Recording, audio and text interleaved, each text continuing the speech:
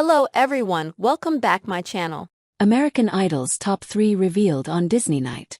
Are the right singers going to the finale?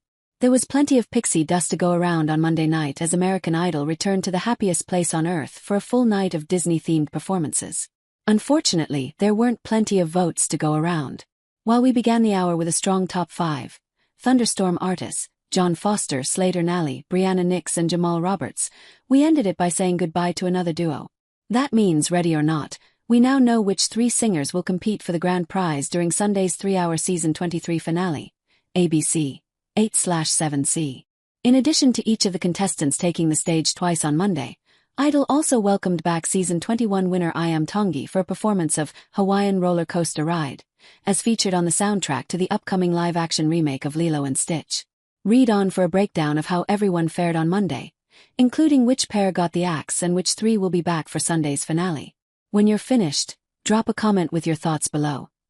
Were any of your favorites eliminated? Plus, vote for the singer you want to win it all. As Lynn pointed out, Slater sounds like he could be cousins with Randy Newman, making Toy Stories, You've Got a Friend in Me, the perfect song choice for season 23's resident gravelly growler. But lest you accuse of Slater of playing it safe, this marked the first time he's taken the stage without his trusty guitar, forcing him to get a little creative.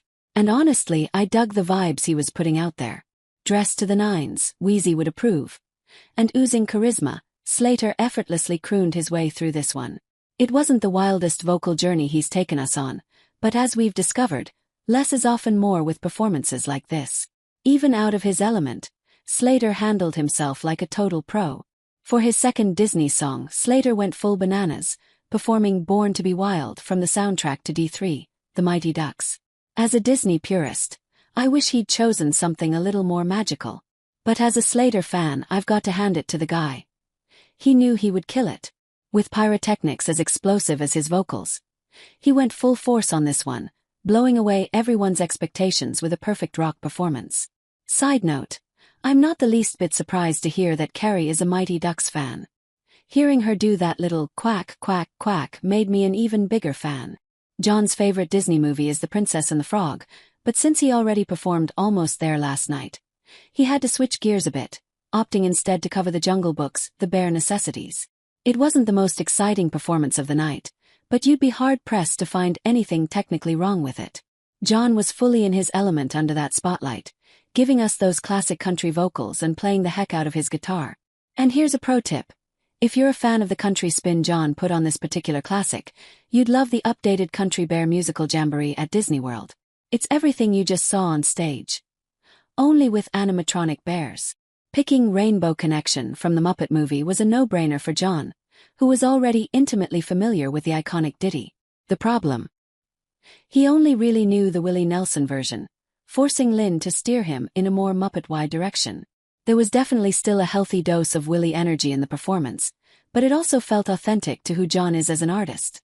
I won't lie, it was a little coffee shop for me. Certainly not the exciting showing you'd hope for at this point in the competition, but John, like everyone else still standing, has already shown us exactly who he is. It's just a question of whether that's what America wants.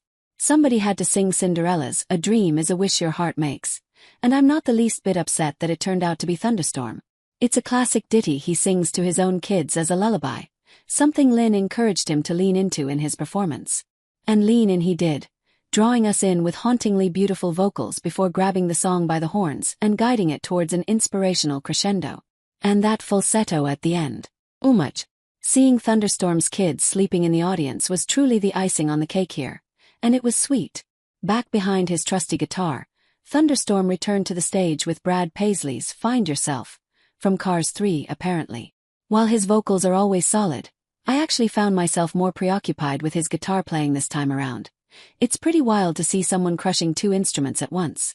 Even at the song's softest moments, there was so just much emotion flowing out of him, and it was a joy to